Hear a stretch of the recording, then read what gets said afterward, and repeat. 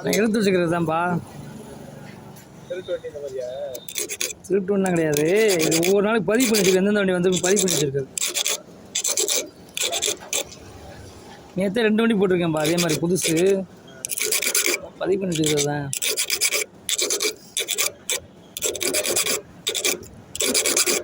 ஆனால் யார் வண்டி யாரோட வண்டியும் தெரியாது, நம்ம வச்சுருக்க தெரியாது. நம்ம இங்கே மட்டும் தான் எடுக்கிறோம்.